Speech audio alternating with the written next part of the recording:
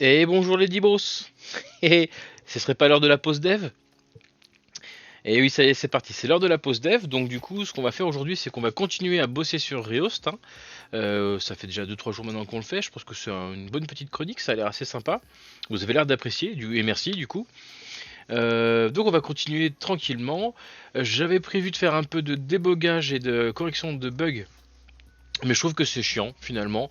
Déjà parce que ça demande d'être concentré à mort, parce que le but c'est de pas faire plus de bugs qu'on en corrige, hein. Donc je pense qu'on va plutôt démarrer sur une nouvelle fonctionnalité, un truc qui m'a été demandé. En plus de ça, vous allez voir que ça fait intervenir des nouveaux concepts, on va rajouter des projets à la solution, etc. On va partir plutôt sur une nouvelle fonctionnalité, c'est-à-dire on va mettre en place, on va démarrer la mise en place des images éphémères, comme vous avez pu voir, comme on a pu en discuter déjà lors des derniers streams. Voilà, c'est une fonctionnalité qui m'a été demandée.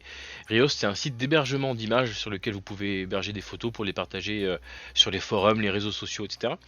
Et il m'a été demandé, il y a une fonctionnalité anonyme, ok, on peut héberger des images de manière anonyme, sans créer de compte sur l'application, un peu comme Imgur ou ImageShack, ce genre de truc. Et une chose qui m'a été demandée, c'est de pouvoir créer des images éphémères, c'est-à-dire pouvoir héberger des images et qu'elles s'autodétruisent au bout de quelques jours, quelques heures, quelques jours. Ok, ça actuellement, c'est quelque chose qui existe par exemple dans les Snapchats. Les snaps se détruisent tout seuls au bout d'un moment. Si on les a ratés, on les a ratés. Et ça m'a été pas mal demandé, au moins 2-3 fois demandé sur Rehost. Donc on va y réfléchir, on va essayer de mettre un truc en place. Et pour faire ça, je le vois bien de la manière suivante. Je le vois bien ajouter en base de données, d'un moment où j'upload une photo, j'aimerais bien ajouter une date limite. On verra ça, comment ça se traduit côté interface utilisateur. Mais en tout cas, côté back, je vois ça comme un champ date qui correspondrait à la date limite de vie de la photo. Ouais, je pense qu'on peut faire ça comme ça. Au moment de l'enregistrement, je traduirai le setting choisi par l'utilisateur en date en date d'expiration. Donc on va ajouter le champ en base de données, qui sera évidemment nullable pour les photos qu'on veut persistantes. Et puis on va créer un petit exécutable, une petite moulinette, comme on appelle ça, qui va tourner via une tâche planifiée sur le serveur web et qui, tous les jours à minuit, par exemple, minuit 1, minuit, voilà, va aller checker toutes les photos en base de données qui ont la date égale, enfin le jour correspond à la date d'expiration en base de données, et puis bah, il va les supprimer, tout simplement. Alors je sais pas encore si on supprime les fichiers du serveur ou si on les marque comme supprimés. Un état logique en base de données. Ça, c'est une discussion qu'on aura plus tard. Actuellement, je pense plutôt pour de la suppression physique du disque dur, parce que si l'utilisateur souhaite que l'image soit détruite, qu'elle le soit. Actuellement, la fonctionnalité de suppression des images du serveur supprime vraiment physiquement les photos du disque dur. Voilà. Donc on est toujours sur notre petit environnement Visual Studio. On va aller checker qu'on n'a pas de, comme d'habitude, qu'on n'a pas de modification à récupérer. Je sais que non, mais c'est une bonne habitude à prendre. Ok, on ouvre la solution.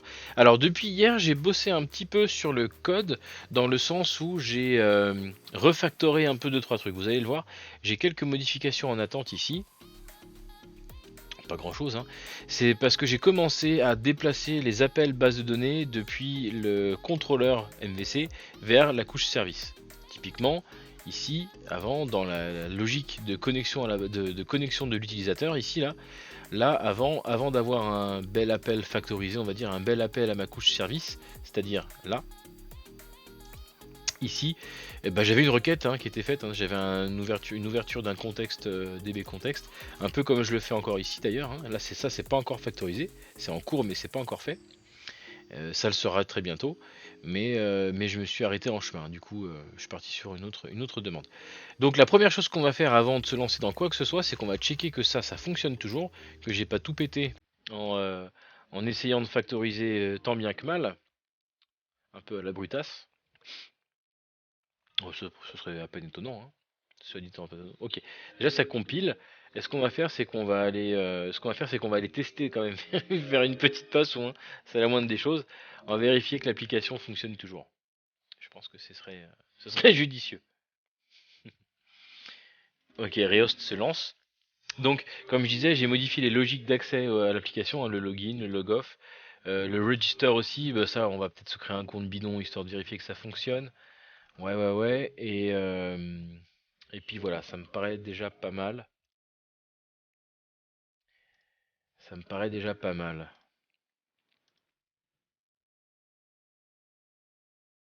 Je vérifie quand même rapidement. J'ai le login.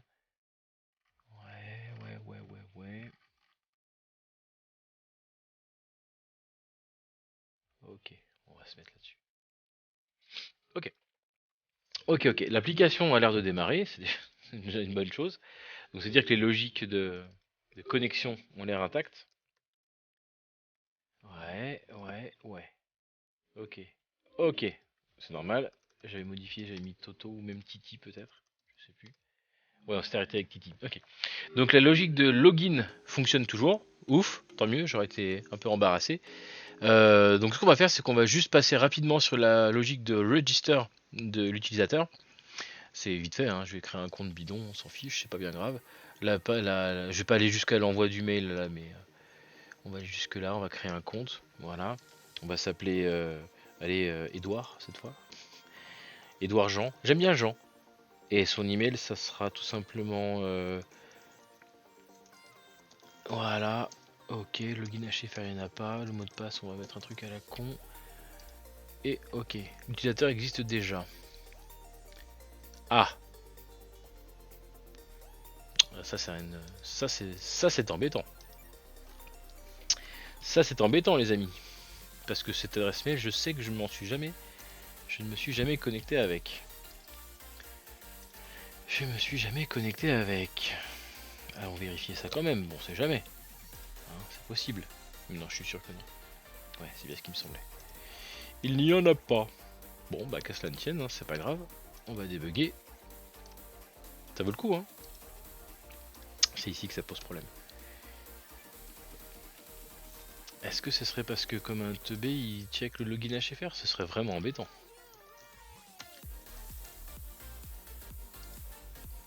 Ok, on arrive là. Il a bien pris mes tests, ouais, ladibre@gmail.com, c'est bien ça. Ok. Le state est valide, donc déjà c'est pas le HFR. Ok, j'ai mis ça. Ok, user, il est nul, jusque là on est bon. Ah ouais, ok. Ok. Hey. Ah oui, d'accord. Ok, ok. Ouais, d'accord, donc là c'est parce que j'ai pas assez protégé. Parce que du coup il en trouve un qui a le login HFR nul, hein, évidemment. C'est une donnée qui est pas du tout obligatoire. Et donc du coup, bah ça c'est plus nul. Donc du coup, il existe déjà au secours. Voilà, petit bug. On va corriger, on va se protéger rapidement là-dessus. Voilà. Et oh là là là là, les gros doigts, la dyslexie des doigts, messieurs, c'est tragique.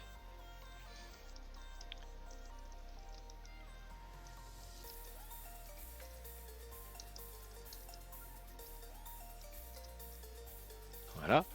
Donc je récap, si je trouve pas d'utilisateur dans la base de données qui a la même adresse mail que j'ai saisie, ok. Et si en plus je trouve pas d'utilisateur dans la base de données qui a le même login HFR que celui que j'ai saisi, dans ce cas-là, pouf, j'autorise la création du compte. Si jamais je trouve l'un ou l'autre, c'est-à-dire si j'ai un utilisateur qui a le même email et qui est différent de nul, hein, qui est différent de supprimer, j'ai déplacé le code, mais ici, hein, on check bien si, on check bien s'il est pas delete, hein, voilà, voilà, ici. Ok, ok, donc si on le trouve pas si on le trouve avec son adresse mail ou bien on le trouve pas avec son mail, mais qu'on le trouve avec le login du forum HFR là, dans ce cas-là, ça sera différent de nul. Du coup, il existe déjà. Adios. Donc du coup, ça devrait permettre à Ladibri de créer un compte.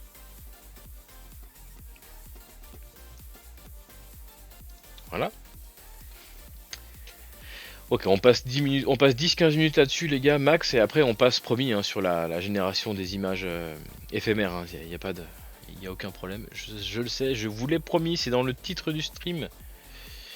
No problème. Un petit peu d'eau.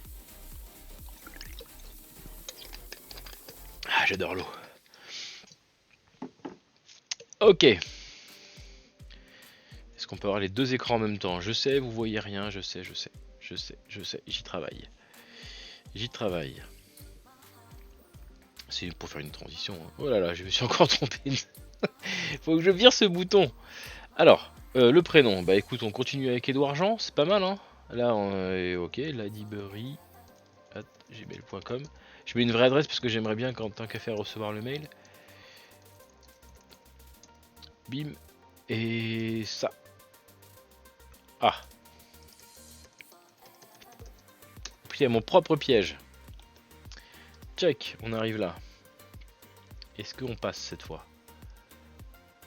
Nul, nul, nul, paf. C'est bon, ça crée. Ah oui, comme j'ai un point d'arrêt, j'ai tous les scripts qui vont se mettre en debug. Voilà. Parfait, vous êtes désormais inscrit, merci, blablabla. Donc là, a priori, c'est passé. Hop. Oh là là, décidément, cette scène, c'est incroyable. C'est passé. On est content. C'est créé, donc la partie d'enregistrement d'un utilisateur fonctionne. J'ai pas fait de régression là-dessus. Il y en avait une, hein, la preuve. Hein. Mais là, c'est couvert, on est bon. On peut donc passer à la suite, les gars. Le mail est bien arrivé. Si, c'est bon. Mais si. Bien sûr que le mail est arrivé. Il est là. Je vais pas le valider encore le compte. Hein. 10-21, ça paraît plausible ça? 10-21, c'est carrément plausible, ouais, carrément. Eh bah super. Ok. Bon, on est content. Je valide pas le compte, je le supprimerai, c'est du test, on s'en fout. Voilà, allez, on passe à la suite. Et donc la suite, comme je vous l'ai promis, c'est la fonction de gestion des images éphémères dans Rehost. Alors pour ce faire, moi ce que je vois bien, c'est deux étapes, comme je vous l'ai dit tout à l'heure. Je verrais bien l'ajout d'un champ en base de données qui serait une date d'expiration, ouais c'est ça, un jour d'expiration. J'ai pas envie de mettre l'heure dedans parce que ça m'ennuie un peu. On va mettre un champ date. Et ce champ date, il contiendra la date d'expiration de la photo. Ok. Donc au moment, on va dire qu'on va proposer trois choix à l'utilisateur. On va lui proposer 24, je sais pas, 24, 48, 72 heures, quelque chose comme ça. Ouais. Et ou je sais pas, jour, semaine, mois. Enfin, on verra ça. Ça c'est de la bricole. Et de toute façon, ce sera des données qui seront dans une base de données avec une drop-down. Donc, si ça leur suffit pas aux utilisateurs, on pourra rajouter des choix à la volée. C'est pas bien grave. Par contre, ça c'est pour l'UX, hein, c'est pour le moment où l'utilisateur upload une image pour qu'il puisse choisir la durée de vie de cette image. Mais avant d'arriver là, il faut que je puisse enregistrer cette valeur en base de données. Donc on va aller faire un peu de base de données les gars. Et donc dans la façon que j'ai de travailler, la base de données, j'aime bien la manipuler dans l'outil dédié à. C'est-à-dire ça, hein, le SQL Management Studio. Pourquoi? Parce que j'utilise des bases de données MS SQL Server. On serait avec du MySQL, j'utiliserai un autre outil dédié, c'est pas bien grave. Toujours est-il que là, là celui-là est bien pratique et donc on va le faire en deux étapes. On va tout d'abord, je vais vous mettre les deux écrans côte côte. Plutôt, c'est un peu plus grand. Ouais, pas besoin de voir ma tronche. Bien. Ce qu'on va commencer par faire, c'est modifier. Donc on va modifier la structure de la base de données, on va rajouter un champ, et ensuite on va devoir aller dans la couche d'accès à la base de données de l'application pour mettre à jour la couche d'accès aux données et lui dire d'ajouter une colonne à une table que j'ai altérée. Ok les gars? Donc on y va, c'est parti. On va dans on avait dit que ce serait dans Picture. Ok. Picture elle a quelques colonnes, hein, c'est pas énorme mais elle en a quelques-unes. Et donc on va rajouter un date expired. Ouais, date. Ouais, moi j'ai choisi d'angliciser mes champs mes colonnes. Et de manière générale, tout est anglicisé dans mes développements. C'est une habitude que j'ai prise parce que j'étais amené à bosser avec des équipes anglo-saxonnes. Et donc, bah, du coup, c'est une habitude que j'ai prise. Hop, je vais juste aller voir comment on appelle ça en anglais. Expiry, date expiry. Ouais, date expiry. Expiry, j'aime pas. Je trouve que ça fait un peu expiration au sens contrat, au sens. Bon, allez, on va dire que c'est ça. Bref, donc on y va. On ajoute, modifier les lignes. Non, c'est pas ça. C'est la création de la table qui va changer. Ok. On va ajouter ici. On va ajouter un date expiry. Oh, c'est pas terrible. Date expiry. Date date expired. Allez, date expired. On va le mettre au format date. Je mets pas un date time ici. Pourquoi? Parce que de toute façon l'heure ne m'intéresse pas. De toute façon, je pourrais mettre un date time, on s'en fiche, hein, c'est pas bien grave. Je me mettrais peut-être moins de bâtons dans les roues à mettre un date time ici. De toute façon, l'outil qui va aller checker les données en base de données pour vérifier si mes photos sont expirées ou pas, de toute façon, ça sera, il ignorera les heures. Heures, minutes, secondes. Il prendra que en compte la partie date du datetime. Donc ici que je mette un date ou un datetime, à la limite, ça change pas grand chose. Je vais peut-être laisser un datetime parce que ça va peut-être être plus facile côté application pour écrire la donnée en base de données. Je vais peut-être m'emmerder un petit peu à devoir faire de la conversion pour pouvoir le faire rentrer dedans. Par contre, ce qui est super important, c'est que ça doit être un champ nullable. Pourquoi? Parce que déjà d'une part, je ne veux pas risquer de supprimer toutes les images que j'ai déjà actuellement en base de données, premièrement. Parce que j'ai des données dans cette table, donc si je mets un champ non nullable dans une table qui contient déjà des données, problème, ça marchera pas. Faudra soit recréer la table, soit faudra migrer les données, soit faudra mettre une valeur par défaut. Moi, j'ai pas envie de faire tout ça. J'ai envie que toutes les photos, toutes les images qui sont actuellement dans la base de données aient nul à cette colonne-là. Comme ça, elles ne seront pas, je risque pas de les supprimer à la première itération de ma petite moulinette. Ok? En plus que ça, au niveau fonctionnel, les utilisateurs auront la possibilité de faire expirer leurs photos, mais pas obligatoirement. Il y en a qui souhaitent que leurs photos restent dans les albums qu'ils auront uploadés. Donc, il faut qu'ils puissent mettre nul. N'expire pas quoi. Photo n'expire jamais. Ok les gars? Donc voilà. Et donc ça va se traduire en un nombre de jours que l'utilisateur sélectionne dans la drop-down côté utilisateur. Et nous on fait le calcul, on ajoute le nombre de jours qui vont bien et on claque ça ici dans cette colonne là. Ok? Donc là je pense qu'on est bon. Si je fais ça, ça devrait fonctionner sans trop de problèmes. Si je fais un rapide select, on devrait voir qu'il y a nul pour toutes les... voilà, la dernière colonne elle est bien vide pour tout le monde. Ok? Là on est bien. Alright, donc du coup on est prêt côté applicatif à aller peupler cette nouvelle exploiter cette nouvelle colonne. La peupler ou pas d'ailleurs, mais en tout cas on est prêt. Ok. Donc on y va, c'est parti. Je viens de vous expliquer. Donc ce qu'on va faire, c'est qu'on va aller. Je vais vous montrer ça. On l'a jamais fait ensemble. Alors je vais le faire. J'utilise pour ça une technique un petit peu archaïque. Je sais. Oulala, mon dieu. C'est aussi pour ça que j'ai encore du mal à me préparer à faire une migration vers .NET Core de cette application-là. C'est que là tout de suite, je vais aller mettre à jour la connexion base de données de mon application pour lui faire comprendre qu'il y a une nouvelle colonne dans ma table picture. Ok? Et donc pour ce faire, moi, ce que j'aime bien faire, c'est utiliser des fichiers EDMX. Les fichiers EDMX, c'est un énorme fichier XML qui est en fait l'image de ma base de données dans mon application ASP.NET. Enfin, C#. Pas forcément ASP.NET, parce qu'on peut le faire avec du WPF, mais on s'en fiche. Et c'est aussi ce fichier là qui va générer les entities, et c'est aussi ce fichier là qui va générer mon DB contexte. Ok, il est super important ce fichier là, et par chance, jusque dans les dernières versions de Visual Studio, il y a un bel éditeur graphique qui me permet de le modifier, le voilà. Ok, et là qu'est-ce qu'on voit? On voit toutes mes tables de ma base de données, mes colonnes, etc. Et on voit les liens entre eux, etc. etc. Mais surtout, je suis en mode déconnecté ici. Hein. Si je vais checker ma table picture, je vois bien que je l'ai pas, la dernière colonne que j'ai ajoutée. C'est normal, c'est une version déconnectée. Il est donc nécessaire de le mettre à jour, ce fichier. Voilà. Tu en mettre à jour le modèle à partir de la base de données. Ok. Ok. On va aller dans... Alors je vais pas ajouter de colonne ici, je veux actualiser les tables qui sont... je vais pas ajouter de table, je vais ajouter des colonnes. Donc ça veut dire qu'il faut que j'actualise les tables qui sont actuellement référencées. Ok. Normalement, boum, voilà, date expired. Est-ce que c'est pas super simple les gars? Clic droit, ajouter, pouf, c'est bon. Date expired, il est là. Voilà. Donc là, si je sauvegarde ça... Oui, je sais, je vais manipuler des fichiers TT, je vous explique après ce que ça veut dire. Si je valide ça, mon application, partout, je peux accéder au champ picture.dateexpired. C'est tout ce que j'ai à faire. Ce fichier DB, oui, avant ça s'appelait comme ça, mais ce fichier EDMX, il va me générer, mettre à jour et ou générer l'entity, le DB contexte, les mappings avec Automapper. Tout est fait automatiquement. La seule chose qui ne me met pas à jour, mais ça c'est parce qu'il ne peut pas le deviner, c'est ma couche service, évidemment. Il ne sait pas que dans ma couche service, il faut que je prenne en compte un nouveau champ, et encore moins dans ma couche applicative, évidemment. Là c'est uniquement la Data Access Layer. Data Access. Ok.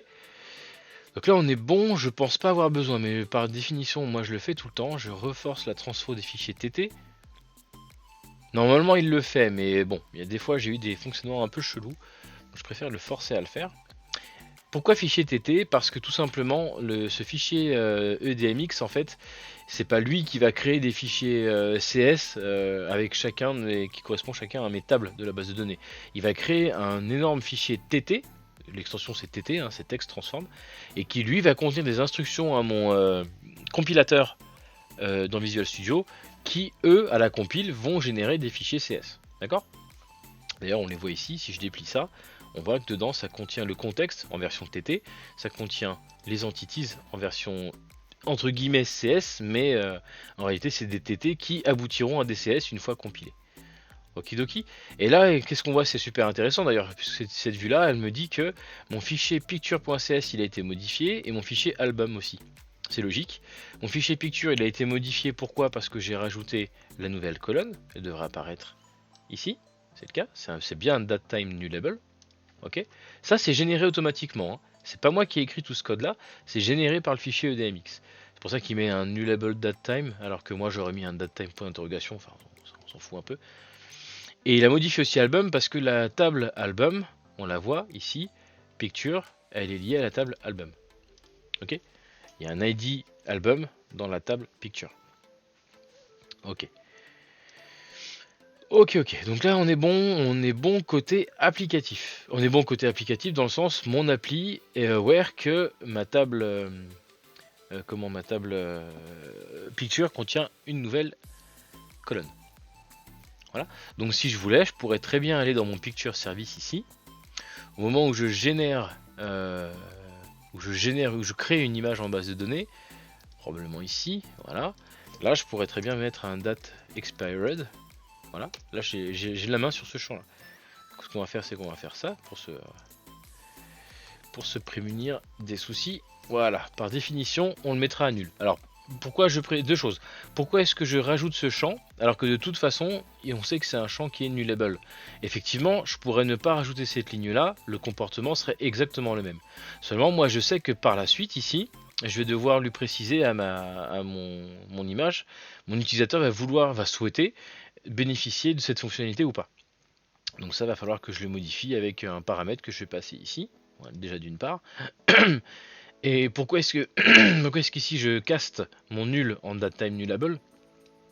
Alors c'est très dispensable, mais dans les dernières versions de C#, c'est demandé parce que il considère le nul sans rien ici comme une chaîne de caractères, comme le nul du string. Ok, là c'est pas le cas parce que je suis en .NET Framework, mais j'aurais été en .NET Core sous .NET 6.0, il m'aurait dit qu'il y a une erreur de cast quelque part entre ici un datetime nullable et là un string. Donc là j'ai pris l'habitude, voilà, maintenant c'est toujours bon aussi de préciser ce qu'on veut parce que les casts comme ça c'est très facile de se planter et d'essayer de mettre essayer de mettre un int ou plutôt un long dans un int et de se retrouver avec des dépassements de pile. C'est un peu la merde. Bref. Donc on est ok, on est prêt côté technique. Maintenant c'est côté front qu'il va falloir travailler un petit peu. Ça, on le fera dans une deuxième partie. J'ai envie qu'aujourd'hui on fasse un petit peu de back et je vous montre pas le bon code depuis tout à l'heure. Il faut me le dire les gars. Donc là c'est ce que je disais, j'ai rajouté la fameuse colonne avec le fameux datetime nul, etc. Ouais, donc je disais, là j'ai envie qu'on fasse un peu de back aujourd'hui, donc ça veut dire que, ok, pour le moment, on va considérer que le front n'envoie pas encore de données dans cette colonne-là. Ok, nous, on va déjà aller préparer l'outil qui va tourner et qui va aller supprimer les images sur le serveur. Ça, c'est ce qu'on va aller faire tout de suite après. Et pour la partie, j'alimente le champ et je l'enregistre en base de données, ça, on le fera dans un deuxième temps. Alright. Donc ça veut dire qu'on s'arrête ici pour la partie rehost. Le reste, je le ferai soit off ou soit on le fera dans un épisode 2. Mais dans tous les cas, ici, on est bon.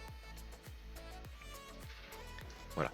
Ce que je pourrais préparer, ce serait mon script qui va peupler la petite table front, mais on le fera, on fera tout le front ensemble un peu plus tard. Donc voilà, moi ce qui m'intéresse maintenant, déjà c'est de vérifier que mon application compile toujours. Bravo. Non, moi ce qui va m'intéresser maintenant,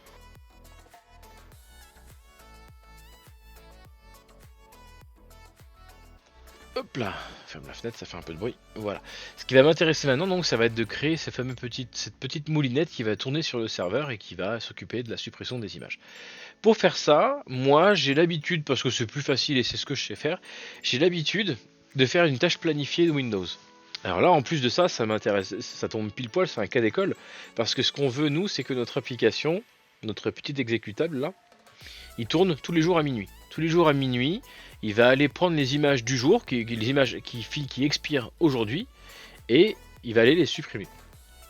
Donc je pense que là, on est dans un cas parfaitement approprié pour aller démarrer un petit fichier, un petit programme console, ou même une UI, on s'en fout, c'est pas grave, mais moi je préférerais partir sur une application de console qui va aller tout bêtement scruter, chercher en base de données toutes les images qui doivent expirer aujourd'hui, et il les supprime. Ok? Donc c'est parti. Moi pour faire ça, ce que j'aime bien faire, donc c'est une petite application console, on va l'ajouter tout de suite à ma solution, là, clac. On va ajouter un nouveau projet. On va ajouter un nouveau projet, et ce projet, ça sera en C#, ouais, bien sûr. Est-ce qu'on le fait cross ou comment on fait? Est-ce que l'application console? J'ai peur que si je me lance dans une application console en .NET Core, je pense que ma solution posera problème. Qu'est-ce qu'il me propose après là? Ah, il me propose pas. Bon, bah écoutez, on va l'appeler rehost.autodel. C'est beau, hein? Qu'en pensez-vous? Rehost. Ah, j'appelle ça Rehost It. Oui, parce que c'est l'ancien nom, ça. Rehost.it.autodel. C'est pas mal. Ouais. Un peu cucu, mais bon. Ok. Ok. C'est là où on choisit. Moi, ce que j'aimerais bien, ce serait que mon application se serve. J'aimerais bien que mon application se serve de mes projets d'accès à la base de données qui existent déjà. Donc là, je me tire une balle dans le pied parce que je suis parti pour le faire en core, alors que le reste, lui, est écrit en framework. Donc c'est pas le bon pattern. On va pas prendre ça. On va prendre un uniquement Windows ici. Application console. Et on va chercher l'application console.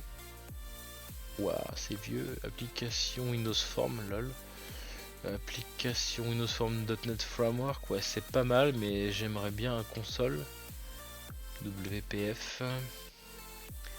Application console .NET Framework. Mais c'est parfait ça. C'est exactement ça qu'on veut. Nickel. Vous voyez toujours, c'est le bon écran. Donc on est parti. Rehost it.autodel. On le met en dernière version, 4.8. Ok. Ok. Il me l'a généré là. C'est bien une appli console avec sa propre configuration, qui actuellement est vide. Hein. Je mets les deux écrans rapidement pour mettre en parallèle et après je zoomerai, c'est pas grave. Ouais. Ok, et le programme donc se situera ici. C'est pas mal ça. Il faudra qu'il puisse prendre des paramètres et tout, mais ça c'est déjà là c'est pas mal. Alors, ce qu'il va falloir dans un premier temps, c'est qu'il va falloir que mon application, bien sûr, alors dorénavant quand je parlerai d'application pour le reste du stream, hein, vous l'aurez compris, ce sera mon petit programme exécutable, ma tâche planifiée. Hein. Ok. Donc il va falloir que dans un premier temps, je le connecte à ma base de données. Forcément, il faut qu'il ait récupéré les images. Donc allez, c'est parti. On lui ajoute une référence de projet. C'est pas comme ça qu'on fait, une référence? Si, c'est ça, c'est juste que le nom a changé encore. On le connecte à la dalle. Voilà. D'accord, c'est fait. C'est fait, je l'ai rajouté à la dalle. Du coup, est-ce que ça compile à votre avis? Bien sûr que ça compile. Super ça. Très bien. Est-ce que ça veut dire que... je peux déjà faire une petite requête en base? Ce serait top ça. Var Toto, hein, pour ne pas changer, est égal à... Si je vais chercher mon dans ma dalle, je vais vous mettre les deux écrans encore, c'est important d'avoir les deux, la côte-côte. Est-ce que je peux aller chercher en picture?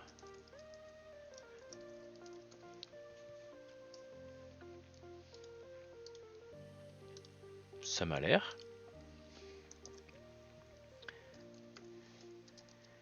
Get latest picture.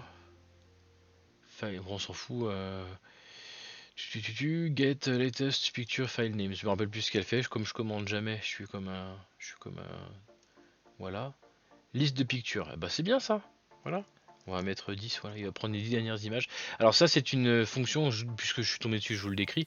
Cette fonction là c'est celle qui me sert à générer le fond d'écran du site.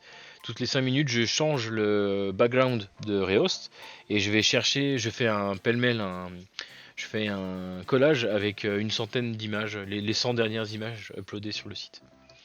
Enfin, il y a un random mais en gros c'est comme ça que c'est fait. Donc là var ça sera une liste d'images, une liste de pictures. Alors, je vais quand même le... Parce que j'aimerais bien pouvoir aller. Évidemment. Boum, voilà. Parce que là du coup je sais que je vais avoir besoin de mon namespace machin. Ok. Est-ce que ça marche ça?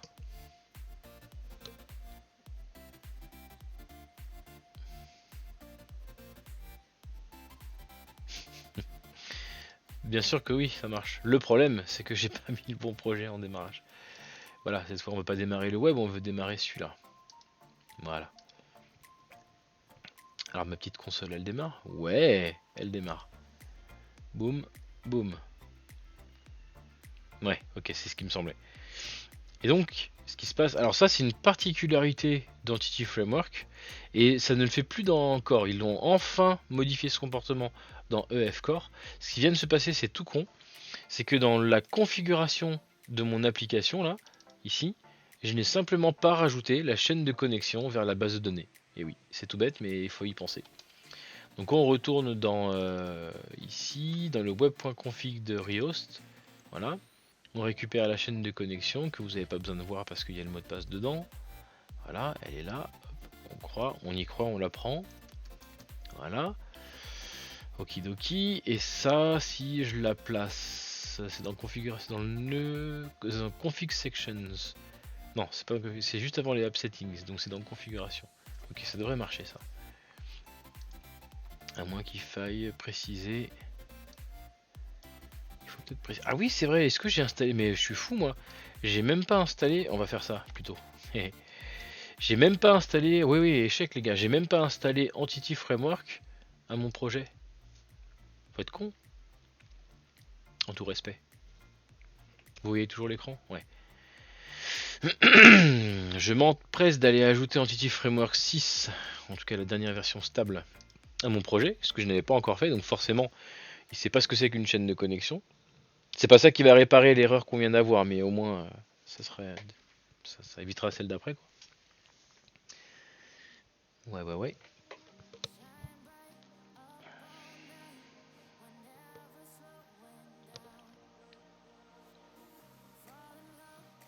Ça s'installe. Ok.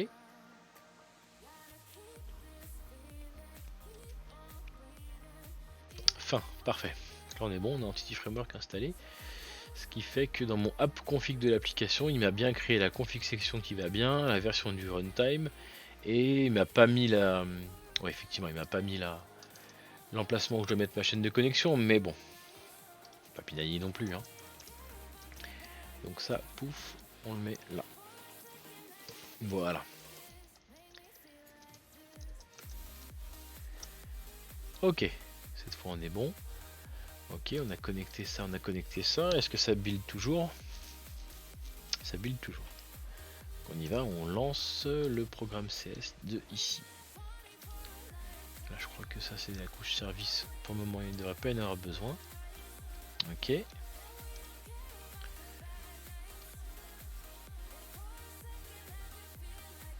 Ok, Toto contient des enregistrements. C'est bien les 10 derniers noms de fichiers des photos comme je voulais.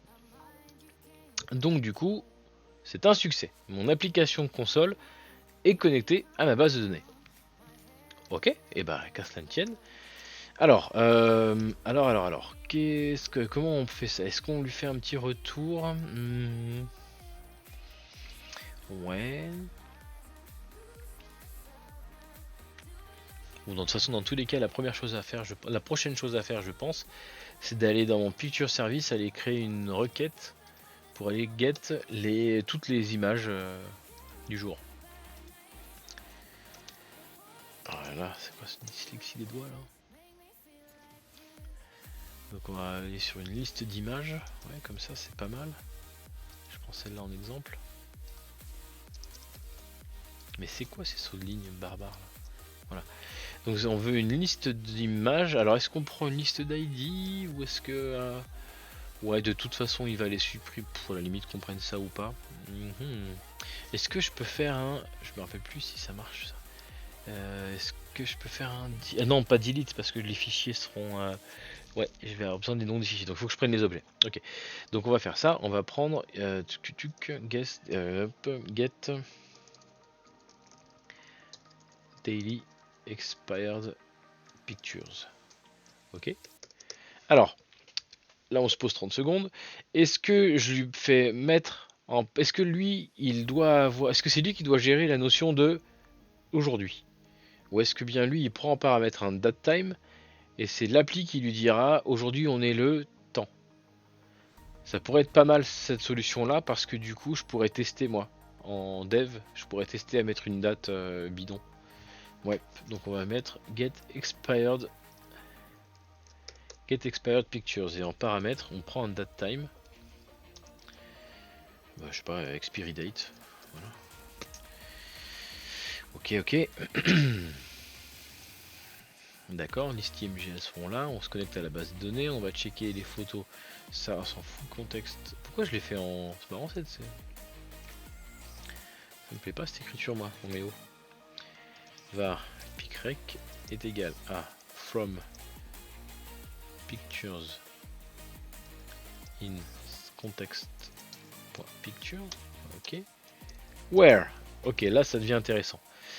La première chose qu'il faut éliminer, c'est il faut ne pas prendre en compte les images supprimées. pictures.hasvalue. Ok. Donc la première chose qu'on veut écarter de la liste, c'est toutes les images qui sont supprimées. Ok. Deuxième chose qu'on veut écarter, c'est toutes les images qui ont expiry, voilà. Tout ce que veut tous et ensuite donc déjà on veut supprimer toutes les images qui sont déjà supprimées et ensuite on veut retirer de notre liste toutes les images qui sont déjà supprimées de l'application et on veut enfin supprimer toutes les images de notre liste qui n'ont pas de valeur dans date expired value parce que c'est à dire que ces images là soit c'est des anciennes images qu'on veut pas toucher, soit c'est des nouvelles images qu'on veut être perpétuelles. Ok. And ok, donc on veut celles qui n'ont pas de date d'expiration et on veut celles qui ont qui ont une date d'expiration, pardon. C'est ça. Et que la date d'expiration... Ah la vache, les gros doigts, c'est chaud. .value.date.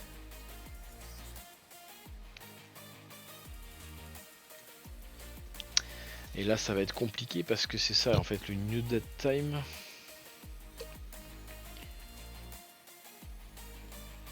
Il va falloir que je crée... Je crois que là on va avoir un problème avec les méthodes SQL. On va voir.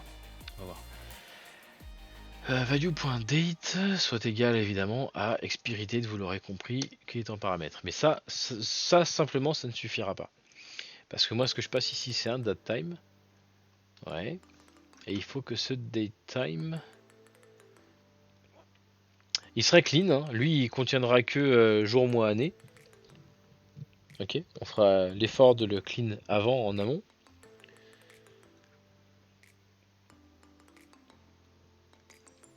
Ouais. On fera l'effort de le clean en amont, ça me paraît bien.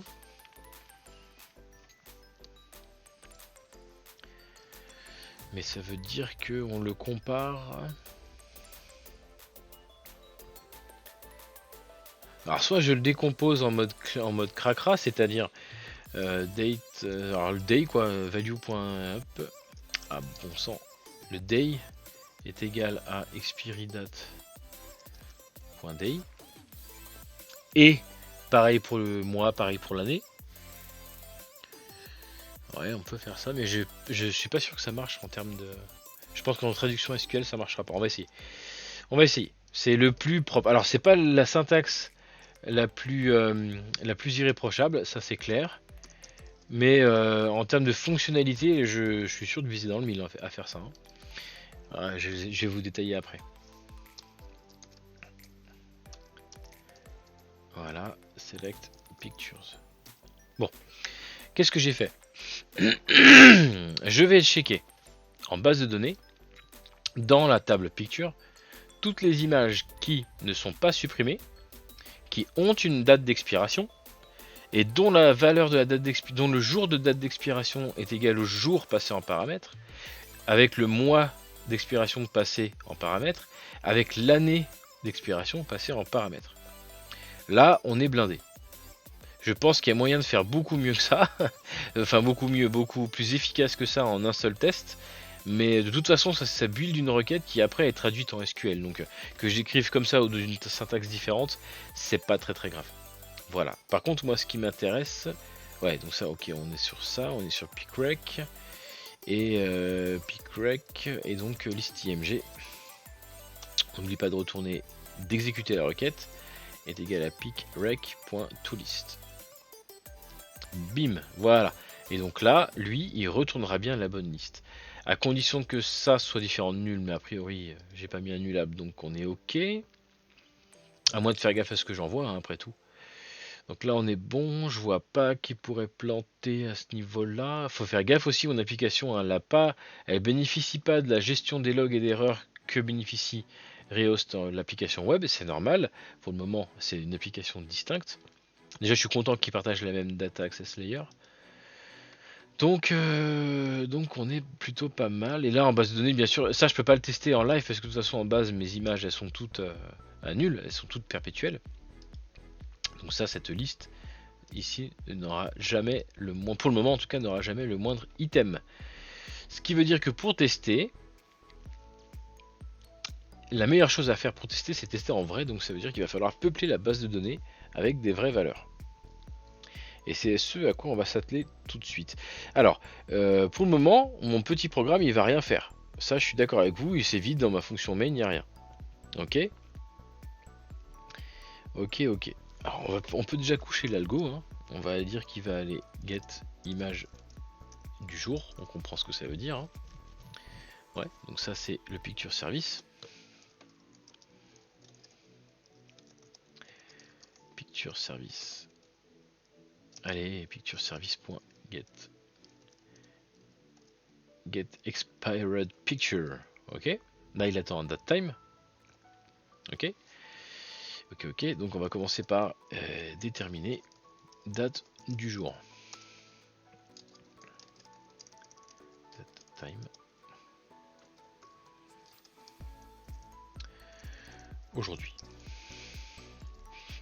Ok. Aujourd'hui, on va l'appeler datetime.now. Ça me convient pas. Ça me convient pas du tout. On va le décrypter. Lui, on va le détailler. Le datetime d'aujourd'hui, parce que le datetime.now me prend aussi en compte les heures et les minutes. Et pourquoi pas, puisque de toute façon je sais que derrière je filtre pour prendre que jour, mois et année. Donc à la limite ça suffit peut-être. Hein. Ça sert à rien de réinventer la roue éventuellement. Ouais. Ou alors je le mets dans le paramètre. Ah non, ça c'est nul parce que ce sera une tâche plane. Donc la tâche plane, elle appelle l'appli et elle se démerde. Ok. Donc ce qu'on fera, c'est que pour les tests, ici, on mettra une date bidon. Ouais. On modifiera ça en live, c'est pas grave. Ok, donc on démarre, tu vois, ça commence déjà pas mal. On est là, on a la date du jour, on l'envoie à lui, lui il me retourne une liste d'images. Ok, et puis après, oh, je couche l'algo bête, hein, et puis on fera les tests après, hein, on détaillera après. Donc première étape, on prend la date du jour. Deuxième étape, on check, on va chercher les images en base de données. Troisième étape, on les supprime. C'est aussi cordial que ça, hein. Après, on verra comment on brode. Donc suppression des images du jour. Donc là, c'est parti. Là, ce que je propose maintenant, c'est d'aller voir, et on factorisera, hein, on va aller voir comment je fais dans la partie web de l'application pour aller supprimer l'image en question. D'accord? Ce que je suis à peu près sûr, c'est qu'on va devoir boucler, ça c'est obligatoire. On va aller boucler sur, voilà, il m'a déjà autocomplétion, c'est déjà où je veux en venir. Voilà. On va aller boucler sur la liste d'images que j'ai get depuis la base de données, d'accord. Et puis ce qu'on va aller faire maintenant, c'est la même chose que je fais dans mes contrôleurs pour aller picture et pour aller delete picture. Voilà. Avec un peu de chance, j'ai laissé comme un gros crado le using de, voilà. Mais c'est parfait ça. En plus, c'est déjà une collection.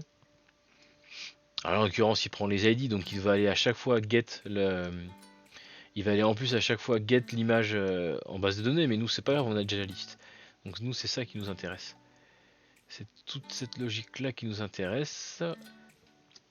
Et puis bien sûr on factorisera ça. Et après ce que vous voyez là à l'écran, je le factoriserai dans la couche service. Ok. Alors, je pense que j'ai même pas besoin de me faire chier à faire ce test là, mais c'est pas grave. On va quand même mettre un else continue parce qu'après tout c'est une application de console. Faut pas oublier qu'on est sur une application de console là sans retour visuel et qui sera dispatchée par une tâche qui sera orchestrée par un planificateur de tâches d'un système d'exploitation serveur. Donc ça veut dire que j'aurai pas l'œil dessus tous les jours. Il va falloir le blinder d'envoi de mail, ça a marché, ça a pas marché. Et ou de SMS, je sais pas, ça on verra, ou alors un récap par semaine, j'en sais rien, on verra bien. Dans tous les cas, il faut se blinder. Il faut pas qu'il puisse y avoir de cas un peu bizarres où l'application quitte et on sait pas trop ce qu'elle a fait. Là, pour le moment, on est encore en algorithmie, hein. D'accord. Donc si l'image existe, on va chercher sa propriété PQRL parce que c'est comme ça qu'on. Ah ouais, d'accord. Current domain. Base directory, ok, ça marchera pas parce que, ok, ça va falloir le mettre en paramètre. Ok, là ce que je cherche à faire, c'est d'aller chercher l'image sur laquelle je pointe, hein, dans ma boucle là, et je vais aller checker l'image basique, l'image que l'utilisateur a uploadé sur le site, d'accord, sur le serveur, hein, physiquement, le fichier physique. Le problème c'est que ça c'est uploadé ici, c'est uploadé dans Rehost, voilà, Rehost Uploads, dans ce dossier-là physique. Ok, ça n'a rien à voir avec Rehost Autodel, qui est une autre application hébergée ailleurs. Donc ça veut dire qu'il va falloir que cette application-là, Rehost Autodel, ait accès à ce dossier-là. Donc je pense que ce qu'il va falloir faire, c'est qu'il va falloir ici mettre un paramètre à mon application. Dans mon app config, il va falloir que je lui dise où se trouve Rehost, où est installé Rehost. Et puis tenter d'aller supprimer le fichier en question en espérant qu'il ne soit pas actuellement ouvert. Ça c'est un autre problème. On checkera ça dans un deuxième temps. Donc ça veut dire que ça, il faut le paramétrer. Donc on est parti. Est-ce que je peux revenir sur Autodel app config? Voilà, on voit pas le mot de passe, c'est parfait. Et ce qu'il faut, c'est que j'ai accès à des app settings.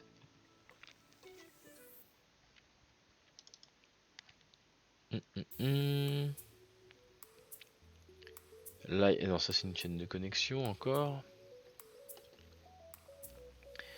Donc est-ce que ça marche comme un web.config? J'ai envie de me dire que oui. Et du coup j'ai envie de prendre le app settings d'ici pour avoir un exemple, hein, et de le claquer tout simplement là, comme ça. J'ai envie de le faire parce que je suis un grand malade.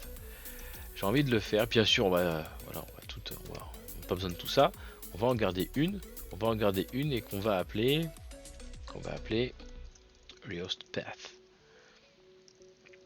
Ok, rehost path. Et donc c'est là où on va rigoler, c'est que ce chemin d'accès, est-ce qu'il est censé être absolu ou est-ce qu'il est censé être relatif? Parce que s'il est censé être absolu, là ça va être la galère parce que ça veut dire que je sois en dev ou en prod, c'est pas du tout la même chose. Comme pour la chaîne de connexion, vous me direz. Mais ça veut dire que là il veut un chemin complet. Et moi mon rehost en localhost, il devrait être en localhost, mon rehost il devrait être là dans bin. Mais non, pas du tout, c'est les fichiers d'upload que je veux. Voilà, c'est ça. Donc là, en debug, c'est ça. Ouais, c'est bien ça.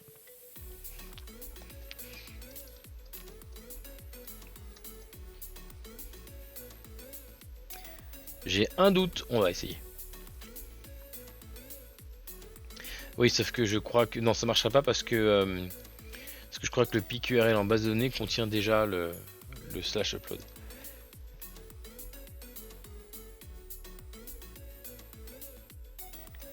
Ouais, c'est ça, il y est déjà, uploads. Donc ça veut dire que là, dans mon app settings, ici, je supprime ça. Ah, c'est pas mal. C'est là où l'application est installée. Et donc du coup, bah, en version prod, on verra. On verra. Ok, on est bon. Ce qui fait que là maintenant, ça, je le remplace par un accès à mon setting. Ok. Alors là, c'est pareil, c'est un truc que je ne maîtrise pas par cœur. Hein. Donc il n'y a pas de honte. Je prends mon web.config de l'application hein, de Rehost. Voilà. Ça, je fais une recherche globale.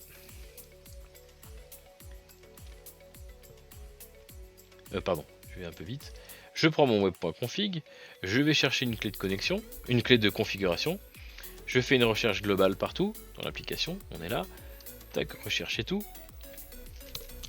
Et je vois qu'on fait un configuration manager.bidule.truc. Donc je double-clique, j'arrive là. Voilà comment en .NET, en C# en tout cas, on get un paramètre depuis le fichier de configuration de l'application. Donc on va dire que c'est ça. Et peut-être un petit peu d'using. Waouh! Système config. Ah oui, c'est vrai, il faut. Ok, je vais le faire juste après. Toujours est-il que j'ai pas terminé. Il faut encore que dans mon appdata app.config, pardon, il faut que je prenne le nom de la clé rehost path. Voilà. Je prends le nom de la clé et je le cale ici. Ok, maintenant c'est pas tout, effectivement, à juste titre, le compilateur il me dit que ça marche pas parce que le nom de configuration manager n'existe pas dans le cas actuel. Et donc la bonne correction pour ce problème là, c'est d'aller ajouter une référence ici, une référence d'assembly. Ah, je vais trop vite, désolé, c'est vrai qu'il n'y a pas les deux écrans. Donc je rajoute une référence d'assembly du framework, une référence vers système.configuration. Ok. Boum. Ok, là on est bon. Je pense que mon application en faisant ça aura accès à Rehost. On va essayer. Comme je pense que je vais en avoir besoin plein de fois, ça je vais l'externaliser, ça m'ennuie. Donc on va faire string rehost path égale ça. Voilà. Parce que j'ai pas très envie de réécrire tout ça à chaque fois, c'est lourd. Voilà. Et comme c'est une chaîne, comme c'est un chemin d'accès, on est gentil, on fait ça. Voilà. Non, c'est pas ça.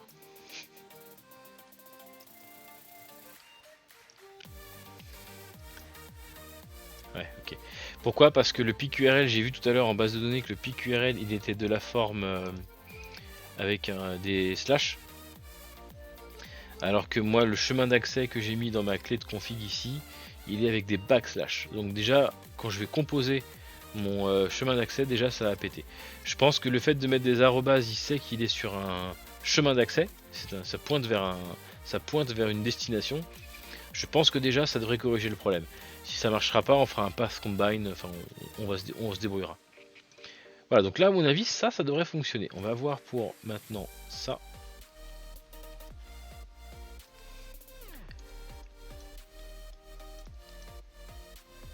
Ok, vous avez compris, hein, on fait pareil pour la miniature, on fait pareil pour l'image redimensionnée.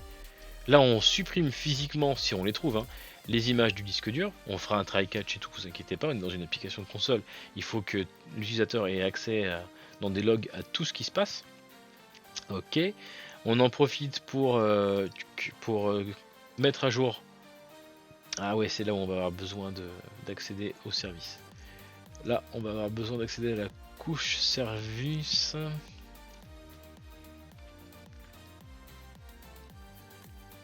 Je réfléchis, est-ce que l'on le ferait pas bulk, parce que faire s'il y a 200 images qui suppriment le même jour, faire 200 requêtes juste pour mettre à jour la date d'update, ça m'ennuie.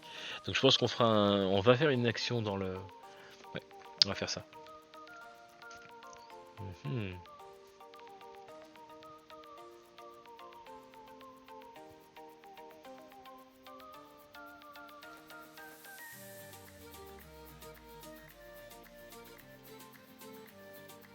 Ouais. Qu'est-ce que je faisais avec le view détail là avant là?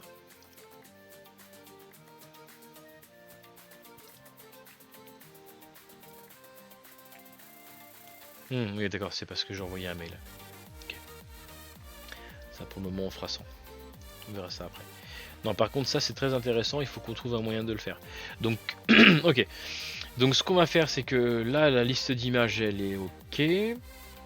Là on supprime physiquement les fichiers du disque dur.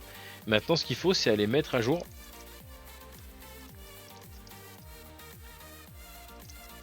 Mettre à jour en base de données les images avec la date du jour et les passer au statut supprimé. Les images en base, pas les fichiers sur le disque dur. Ok, donc on y va, c'est parti. On va aller ici.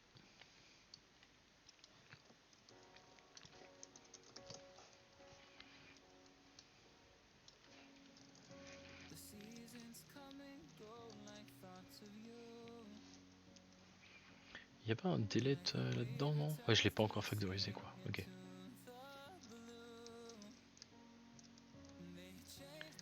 Set deleted pictures. Ok. Lui, il prend en entrée. J'aurais préféré une liste d'entiers, mais...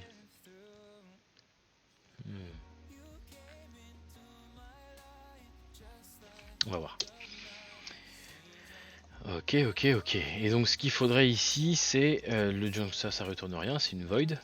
Et ce qu'il faut, c'est que cette fonction-là, elle aille parcourir toutes ces images et faire un update at.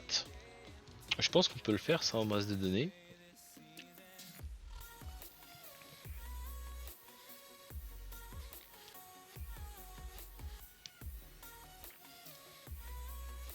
Ok. Si je fais picture, bonne idée ça. Si je fais contexte.picture,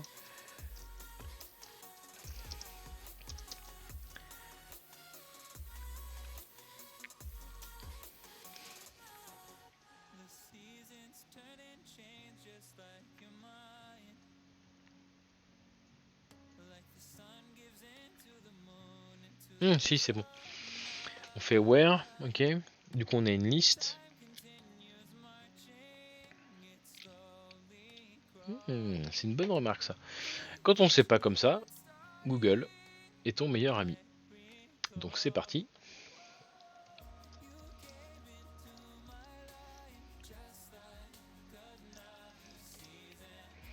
Link to entities, et ce qu'on veut c'est un update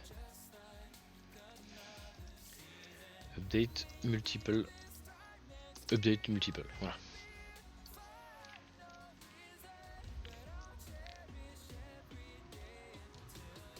Ah oui c'est ça, on fait le for each directement là.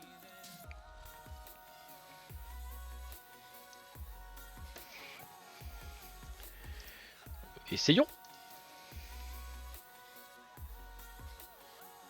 Alors là, attention, je manipule des images qui sont maintenant détachées de mon contexte de base de données. Je les ai récupérées là, ok. Je les renvoie à mon contrôleur MVC, Mais sauf que ça, c'est pas une connexion qui est connectée à mon contexte de base de données. Et Biscuit, salut Biscuit, ça va Biscuit? Tu me réveilles Biscuit, j'étais en train de m'endormir sur mes contextes bijour. Donc j'étais en train de dire à tous nos nombreux... Hey, salut Creative Dev. Je me réveille moi-même.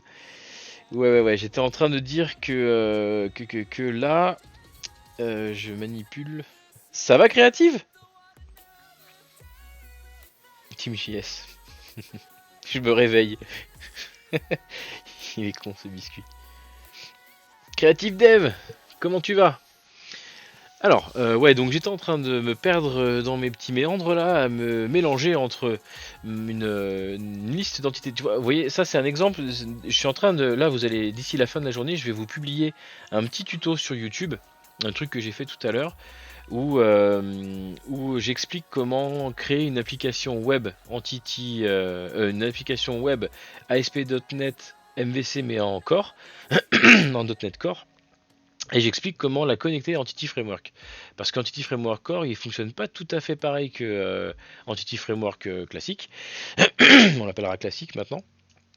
Et donc, ça veut dire que ça veut dire qu'il y a quand même pas mal de modifications à faire. Et moi, j'ai pris une mauvaise habitude avec le temps d'utiliser mes entities partout dans mon code. Normalement, il est d'usage de passer par des DTO, ce qu'on appelle des DTO. C'est des objets qui sont pas connectés à un contexte de base de données, et après tu les maps propriété par propriété à ton entity de base de données. C'est très pratique si tu veux faire de la validation côté serveur, et si tu veux faire du mapping non pas que de champs, mais aussi du type. Par exemple, tu veux faire interagir un datetime 2 en base de données avec un datetime en SQL en C Sharp, c'est pas identique. Alors mes petits points à droite, biscuit dans ma scroll bar, c'est ça, c'est là où il me montre au niveau de ma portée générale de mon code où se trouvent mes erreurs. Tu vois, donc si je clique dessus, il fait rien du tout parce que c'est un con. Mais si je clique voilà, si je clique dessus, là j'ai une erreur. Et le vert, c'est pour me dire que là j'ai du code qui a été modifié mais sauvegardé. Et jaune, c'est du code pas sauvegardé encore. Ça peut aller créatif. J'espère que tu es pas démoralisé par le métier. Ça, ce serait vraiment ennuyeux. Et dans ce cas-là, on partage. On n'hésite pas à poser tes questions. Si c'est personnel, bah, je peux pas faire grand-chose pour toi malheureusement, mais n'hésite pas, on discute. Donc voilà. Donc j'étais en train de me perdre à dire que attention, ça ici, picrec là, c'est un exemple. Hein. Là ici, on est sur une liste. Alors c'est le même type. Hein. Alors oui, effectivement, il faut que je fasse tout liste, mais si j'avais fait le var ici, là, le picrec, c'est une liste de pictures, et liste IMG, c'est une liste de pictures. Sauf que celle-là, elle est liée à un contexte de base de données, puisque je cherche les images dans le contexte de base de données. Mais à partir du moment où je fais mon point to list ici, j'exécute ma requête SQL, et en plus de ça, je claque le résultat dans une autre collection que j'ai créée au-dessus.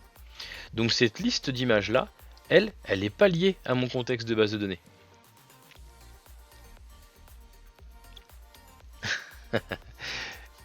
C'est quoi qui est éclaté? C'est ta mémoire qui est éclatée? T'es jeune pourtant. Mais par contre, des choses à apprendre, ça y en a. Mais alors attends, tu sais, il y a un truc. Il y a un truc qu'il faut savoir. Je sais pas, du coup, si tu me suis depuis le début ou depuis quelques minutes, peu importe, t'as dû te rendre compte d'un truc, c'est que je fais rien de mémoire. Hein. Là, par exemple, pour trouver mon for each là, en Titi là, j'étais bien vu que j'étais sur Google, j'ai cherché, voilà. Pour pouvoir faire ma chaîne de connexion ici là, j'ai fait copier-coller depuis l'autre fichier de config. J'ai pas tout inventé, attention. Stack Overflow. Exactement. Stack Overflow, Google, il y a tout ce qu'il te faut. Alors évidemment, si tu es en plein apprentissage, si tu es en formation, notamment, je sais que tu suis une formation Open Classroom, toi. Vu que tu es en formation actuellement, c'est possible qu'on te demande de réciter des trucs. Et à mon avis, ils vont flairer à 1000 km que tu as chopé la réponse sur Stack ou sur un forum ou qu'un autre dev te l'a fait pour toi. Ça, c'est possible. Mais je te rassure, dès que tu vas quitter ta formation et que tu vas commencer à bosser pour toi, tout ça, tu le ranges dans un petit coin. Là, typiquement, là, derrière, sur l'étagère. Hein. Tu le ranges dans un coin, tu l'oublies. Et alors après, si tu as une présentation, c'est déjà plus compliqué. Mais je t'assure, quand tu bosseras, Tu t'apprends plus rien. T'as tellement de choses, ton cerveau doit tellement se concentrer sur les choses de la vie que t'as plus la place d'apprendre tout ça. C'est c'est un truc de fou. Ok, tu dois présenter un projet. Alors, je vais essayer d'avancer en même temps. Tu déballe, raconte-moi tout et puis on analyse ça ensemble. Alors, donc je reprends pour ma liste d'images. Ouais. Donc du coup, là, il faut que je fasse très attention parce que je risque de manipuler des objets non connectés. Donc ça veut dire que si je supprime bêtement là les images qui viennent de mon paramètre ici, il se passera rien du tout en base de données puisque ce sont des images, c'est des objets qui ne sont pas liés à mon contexte de DB. Donc ça veut dire qu'il va falloir que je get tous les ID. Ouais. Là ça marchera pas. Par exemple si je mets ça comme ça, ok, là ça ne marchera pas.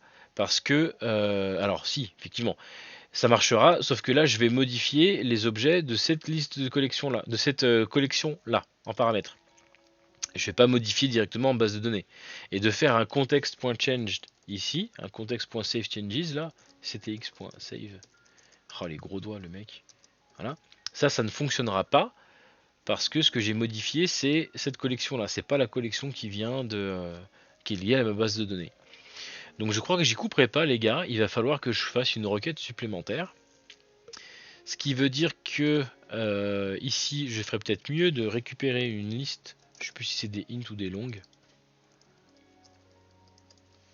Je sais plus. Voyons voir. Pictures, hop, where machin. Et hop, si je fais ça. The pictures. Oh là là, je pourrais faire tellement rapidement autrement. ID. Mon ID picture c'est un long. Parfait. Voilà, donc je pense que je ferais mieux de faire ça, d'aller faire un select at, enfin un where, aller récupérer toutes les images qui sont dans cette collection. Mais moi aussi, copain, moi aussi bien sûr, regarde, je fais F12. Je fais F12, je vais dedans et je vois que c'est un...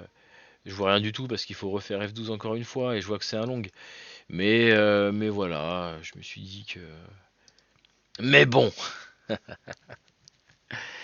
Ouais. Bah écoutez, c'est parti. Donc là, du coup, je modifie un petit peu mon proto. Là, j'ai une liste d'ID, une liste d'entiers. Ce sont les ID de mes images que je vais devoir aller récupérer en base, que j'ai récupéré en base, j'ai filtré, ok. Et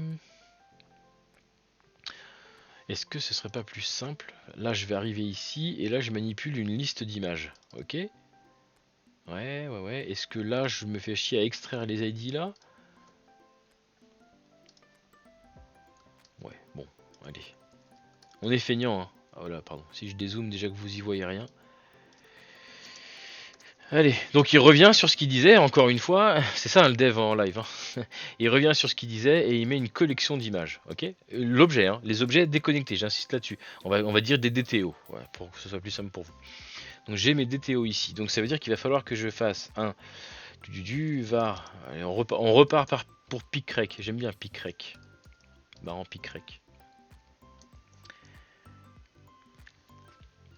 From pictures, sauf que cette fois-ci c'est pas dans le contexte, c'est ici, dans ma collection.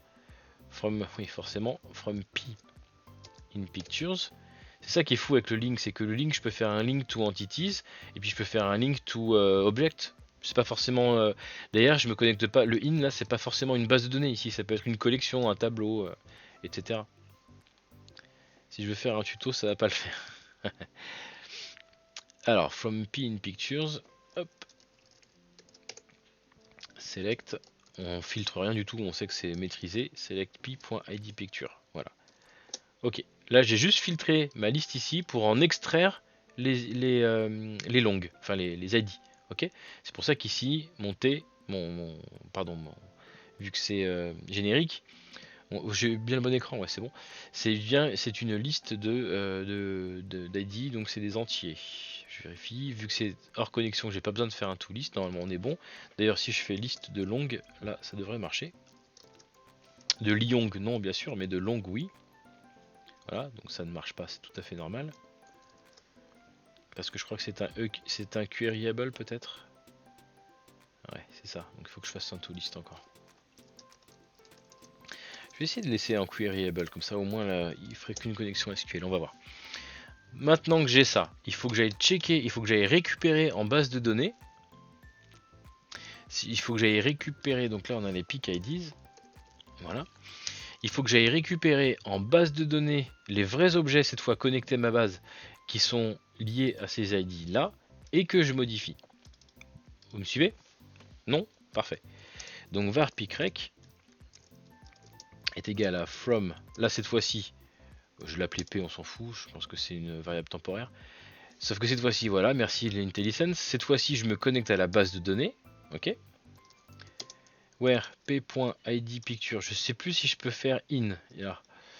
Where idPicture in, where plutôt picIDs.contains, ça, ouais, ça marcherait ça à votre avis? Je suis sûr que non, hein, mais ouais. En tout cas, il m'envoie pas tout de suite. Il m'envoie pas tout de suite chier, c'est déjà sympa. Ok, donc là j'ai récupéré cette fois-ci les images, mais cette fois-ci connectées à la base de données. Voilà. Donc en théorie, je dois pouvoir faire ça. Bien sûr, il faut que je change les noms des bonnes propriétés là. Il m'a mis U dans l'exemple, on s'en fout, on va rester sur U. Hein. On va l'appeler U. C'est quoi? C'est le date deleted. Voilà, date deleted, c'est date du jour. Voilà. Et puis comme j'ai fait la mise à jour, ça c'est une habitude de travail. Hein. Date updated, pareil. Ok. Alors, pour rappel, on est à l'étape 3 de mon programme. L'étape 2, c'était supprimer vraiment les fichiers du disque. Étape 3, c'est d'aller modifier maintenant les entrées dans la base de données pour dire hey, cette image-là est supprimée, celle-là, celle-là, celle-là. Ok. Voilà pourquoi je le fais. Voilà pourquoi ici on manipule pas les images, on les marque, on ne les supprime pas, on les marque comme supprimées. Ça, c'est très important. Quand on arrive à ces niveaux-là, quand c'est une application comme ça qui existe et qui tourne en prod, surtout qui contient des données personnelles comme ça, on ne supprime rien en base de données. On marque la ligne, on la discrimine pour que la ligne elle apparaisse, elle flash comme étant supprimée, d'accord? Mais on ne supprime rien en base de données. C'est trop dangereux, il y a trop de risques. Si jamais il y a un accès concurrentiel, on risque de péter la table en entier. Donc je flag mes lignes comme étant supprimées. Mais par contre, je ne supprime pas la ligne de la base de données. Je supprime les données liées, les fichiers qui sont liés physiquement sur le disque dur. Mais par contre, la ligne en base de données, je la supprime pas. Voilà. Voilà. Et là, je pense que le contexte save changes va bien aller modifier les n lignes que j'aurais balancées ici. Du coup, c'est un soft delete, exactement. Ou plutôt un virtual delete. Je sais pas comment, avec les collègues, on appelle ça une suppression logique. Ouais, pas logique. On appelle ça une suppression molle, voilà. Les mecs se prennent la tête dessus au boulot. Ah ouais? Nous non, on se prend pas la tête, non, c'est juste un terme qu'on emploie comme ça. Ok. Ok, le micro, je check un peu de temps en temps, ça a l'air bon. Okay. On y est depuis 1h15, bon ça va, je m'attendais à pire. Donc là, j'ai fait juste un set deleted picture. Ça veut dire que je prends mes... il y a plein de relations dans tous les sens. Ouais, ah bah justement, exactement. Raison de plus pour ne pas... Biscuit, tu mets le doigt dessus, comme toujours. C'est exactement ça. Si je supprimais la ligne dans la base de données, je me prendrais dans la tronche toutes les contraintes qu'une base de données relationnelle comme SQL Server me prévoit dans ce cas-là. C'est-à-dire que là, mon image qui est stockée dans la base de données, elle va avoir... c'est tentaculaire. On l'a vu tout à l'heure rapidement dans le DMX, mais je ne vais pas vous faire chier pour remettre ça. Ma table picture, elle est liée à d'autres tables. Ok ? Un picture type, un picture je sais pas quoi, un label, un type, un machin truc. Ok ? Ça veut dire que si je veux supprimer cette ligne, il faut que je supprime tout autant de lignes dans les autres tables en cascade. Vous voyez où je veux en venir ? Si je veux pouvoir enlever comment on peut, ouais voilà, si je veux enlever le siphon de mon évier, il faut aussi que j'enlève l'évier. Mais si j'enlève l'évier, il faut aussi que j'enlève le robinet. Mais si j'enlève le robinet, il faut aussi que je coupe l'eau. Bref, autant considérer que le siphon est supprimé. Voilà. Ok, pas de problème, il est supprimé, ça marche. Voilà. Vous voyez, c'est un peu ça ce que je suis en train de faire. C'est de la plomberie. Bref. Donc là, je ne supprime pas les lignes dans la base de données, je les marque comme étant supprimées. Et bien sûr, à moi après de faire gaffe quand je vais get des pictures, À moi bien sûr de faire gaffe à retirer de mes... c'est un mauvais exemple. Quand je vais get mes pictures quelque part, à moi de faire gaffe à supprimer de ma liste de résultats potentiels ceux qui sont marqués comme étant supprimés. Et salut Matt! Bienvenue Matt! Voilà. Est-ce que c'est ok? Bon, de toute façon, vous me dites ça dans le chat, il n'y a aucun souci. De Creative, tu me dis si ça te perd en route, mais c'est quelque chose que je t'encourage que je t'encouragerai plus tard à mettre en œuvre. C'est tu te feras beaucoup moins suer à utiliser des suppressions logiques comme ça que des suppressions physiques sur le disque. Bref, on y va. Voilà, on teste ça les gars. Ah non, on peut pas tester ça parce que j'ai pas d'image à tester. Ouais, c'est ça, c'est là où je m'étais arrêté. Donc, on va juste faire appel à cette méthode du service là. Ok. Normalement, c'est une void en plus, donc je devrais juste avoir à faire picture service.set deleted picture. Voilà, 7G, parfait. J'en ai marre de mes gros doigts, les gars. C'est insupportable au quotidien. Ou alors c'est le clavier qui est trop petit, il faut que j'en achète 100 différents. Chez Logitech, bien sûr. Donc voilà, donc il suffirait. Là, j'attends une liste d'images, donc a priori, ça devrait suffire. Tu supprimes physiquement le disque. Ah ben c'est supprimé, les fichiers sont supprimés physiquement du disque, les données sont supprimées, les données liées sont supprimées du disque. Par contre les entrées en base de données, jamais.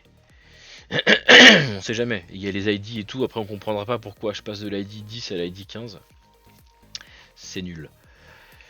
Ok, okidoki, donc là on a fait cet appel à ça, donc a priori les images sont marquées comme étant supprimées aussi en base de données. Donc là on est content, on peut aller manger un grec. Lol. Je pense qu'on est pas mal. Maintenant, pour pouvoir tester ça, et ben là, je peux pas le tester parce que j'ai pris avec un aimant. Il est con, ce biscuit sauvage. Donc là, on est content, on a fait la modif. Mais je peux pas la tester parce que j'ai pas de données en base de données. Là, je suis sur une base de données de dev, déjà d'une part. Ensuite, j'ai pas uploadé de nouvelle image avec la nouvelle fonctionnalité activée parce que je viens juste de la développer. Et en plus de ça, on a vu ensemble que pour le moment, côté front, j'ai rien prévu. Côté front, pour le moment, les utilisateurs n'ont pas encore la possibilité d'aller cocher cette case et d'activer la fonctionnalité. Donc là, moi, je pense que, comme je disais tout à l'heure en tout début de stream, ce que je verrais bien ici, ce serait une drop-down. Je vais lancer l'application, on va aller voir. Je vais lancer l'application en prod, on va aller voir Rehost en prod. Je vais vous montrer comment c'est. Voilà. Le formulaire de chargement, il se présente comme ça. Ok, je suis pas connecté, mais on s'en fout. Oui, c'est moche. Oui, c'est moche. Oui, parce que justement, c'est pour les publics. Voilà. Donc là, ce que je verrais bien, c'est ici une petite drop-down ou un petit bouton en plus qui permettrait à l'utilisateur d'activer la fonctionnalité image temporaire éphémère. Et et dans cette petite combo box, il faudrait qu'il puisse choisir combien de temps il veut que l'image persiste. L'éphémérité, combien de temps doit durer l'éphémérité de l'image. Alors, moi je vais proposer de base quelque chose comme, je sais pas, 24 heures, 48 heures, 72 heures, mais peut-être que certains voudraient que ça reste une semaine, hein, sur une discussion qui dure une semaine, ou je sais pas, voilà.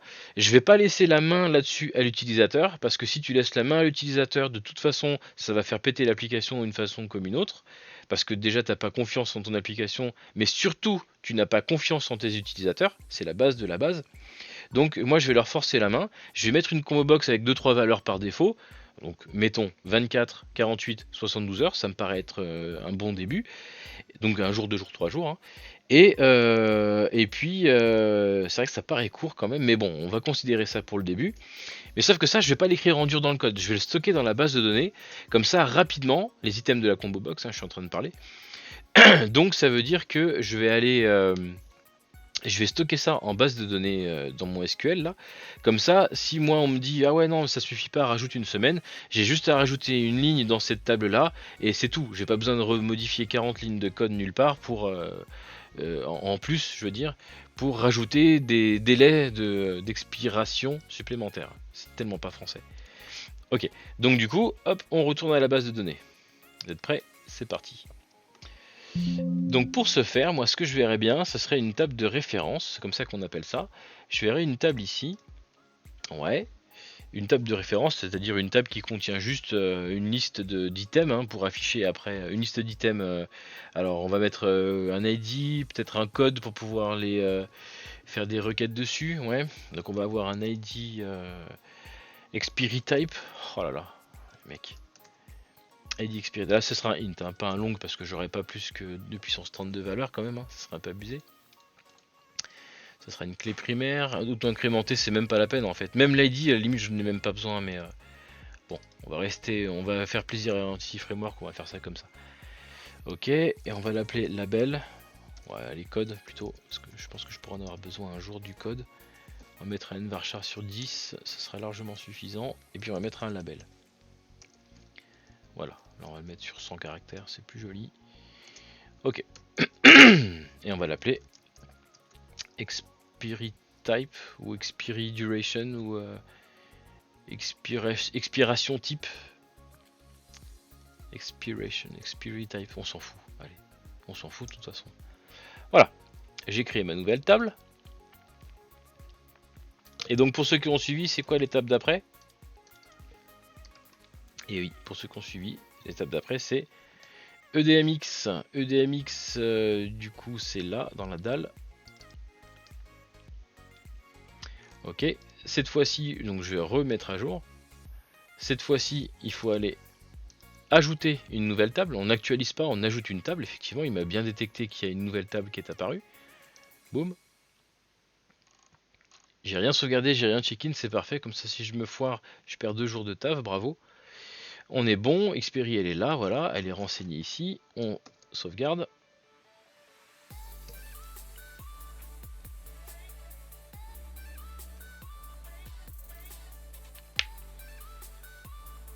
Je sais pas si vous entendez la même musique que moi, mais c'est fou.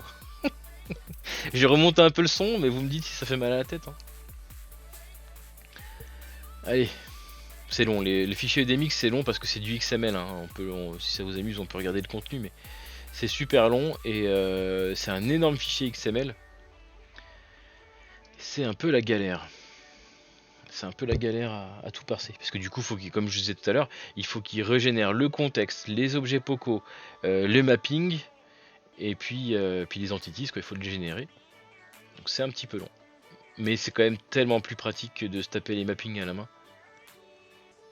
Ça ne se fait plus, c'est un outil qui n'existe plus dans les nouvelles versions du framework. Hein. Maintenant, la mode, c'est d'utiliser son clavier, hein, plus sa souris, hein, parce que les PC modernes ne sont livrés sans souris, visiblement. Donc du coup, on utilisera plutôt la technique que je vous montrerai cet après-midi dans une vidéo sur YouTube là que je vais vous publier, un tuto dans lequel on fait ce qu'on vient de faire là en clic droit update machin là, on le fera avec une ligne de commande dans la console du gestionnaire de package. Voilà, j'en dis pas plus, ça sera sur YouTube dans l'après-midi.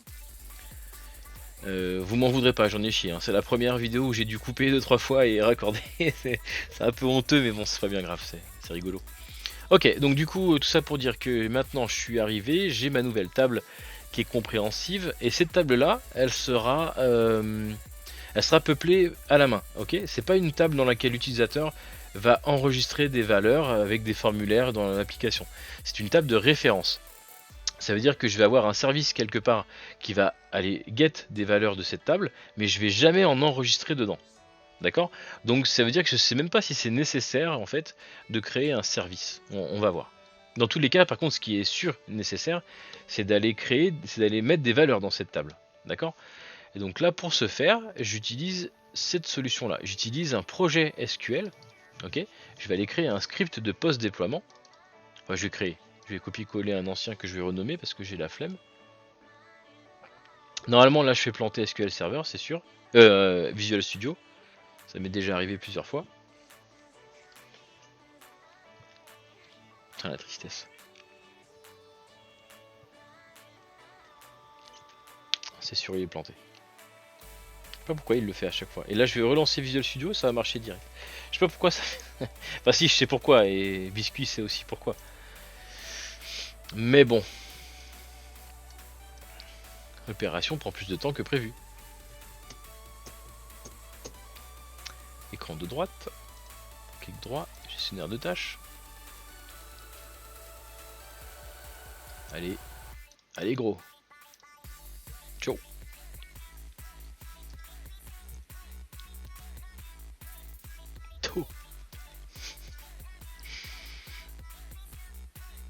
Et sinon, vous, ça va? Putain, qu'est-ce que c'est long.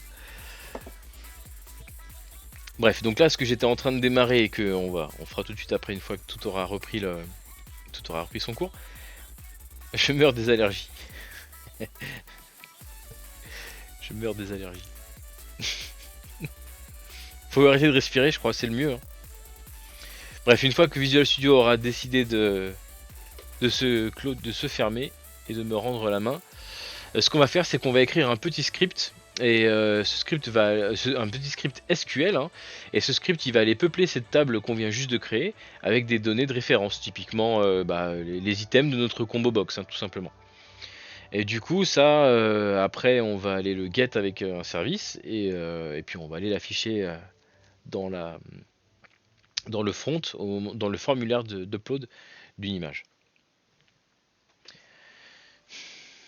Je crois que j'ai pas été assez clair, visiblement.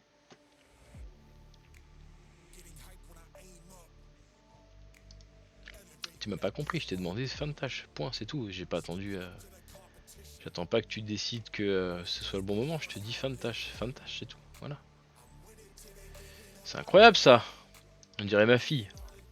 Faut toujours taper du poing. Sur la table, attention. Ok, on est de retour. On est de retour, je remets les deux écrans rapidement, être sûr que rien ne soit pété. Est-ce que j'ai bien mis modif en attente? Oui, vous voyez rien, mais il y a des choses, donc c'est le principal. C'est bon, on ouvre la solution.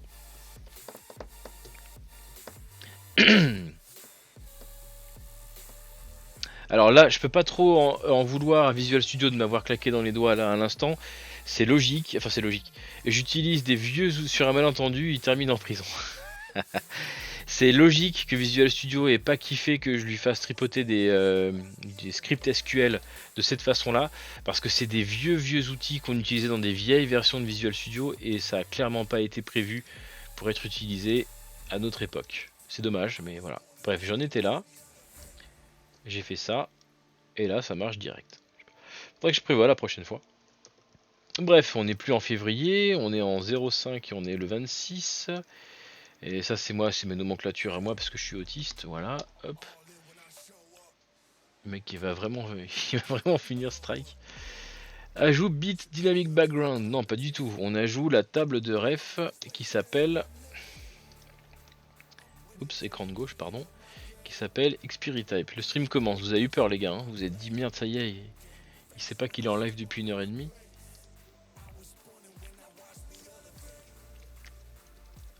Livré en dev. Bah oui. Non, c'est pas l'ajout de la table, c'est ajout. Ouais, si, ajout de la table. Ajout contenu table de ref. Ok, donc livré en dev, non.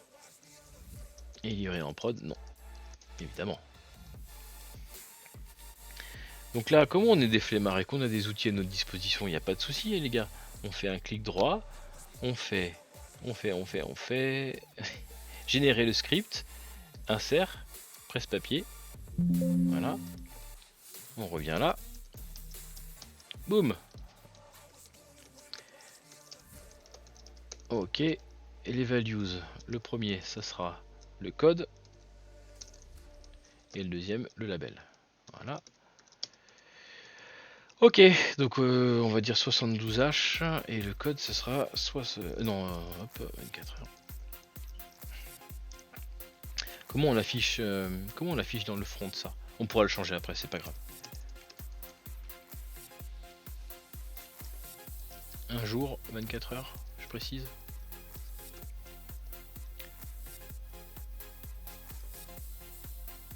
Ouais. Bon.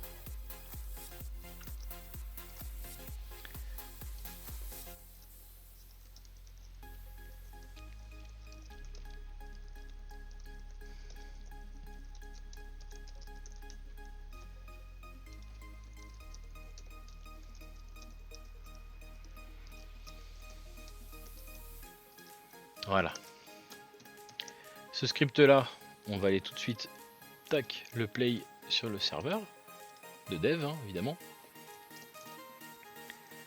Useryoast.dev, go, tac, boum. Voilà, donc ça c'est livré. En dev en tout cas. Et j'ai pas changé l'écran, donc vous avez rien vu. Parfait. Voilà.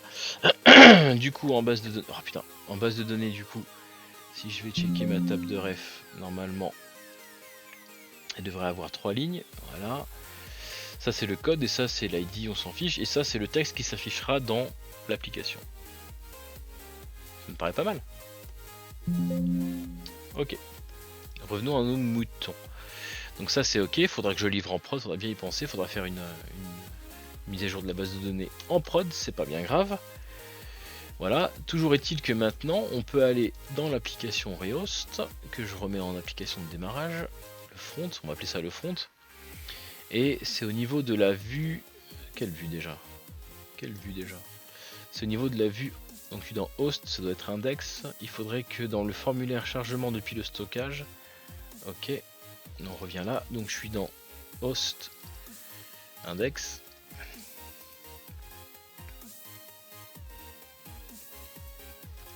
ok. Ah putain, c'est pas le bon écran. Voilà. Stockage. Parfait. Ok, chargement depuis le stockage. Ok, là on a les différentes checkbox pour lui. C'est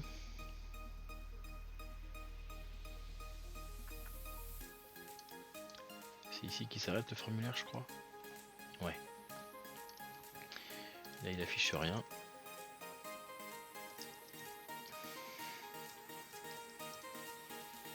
Ouais, je suis con, je suis pas en prod, ça marchera pas. Donc non. Ok. Heureusement. Heureusement. Donc on va se placer là et on va rajouter. Ah ouais, mais du coup je l'ai mis dans un. Ok. Il faut être authentifié. Non, ça me plaît pas. Ça me plaît pas. Il me faudrait un else ici.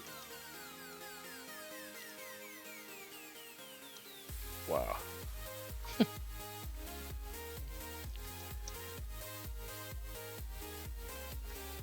Chiasse.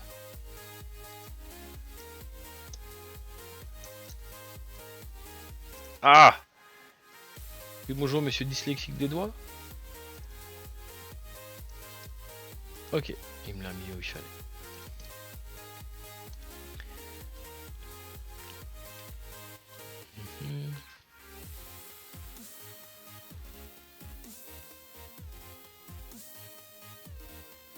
Ah ouais, si je mettais ça dans le modèle, ce serait peut-être un peu plus clean, non? Qu'est-ce qu'ils en pensent?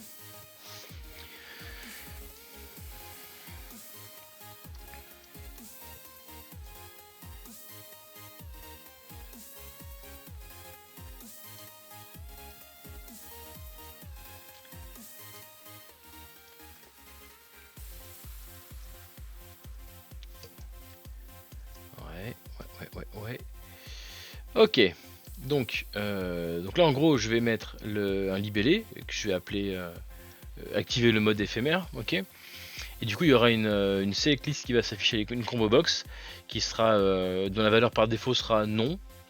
Et puis en dessous on pourra choisir 24, 48, enfin vous l'avez compris quoi. Et donc ça veut dire qu'il faut que je bind des choses dans mon modèle.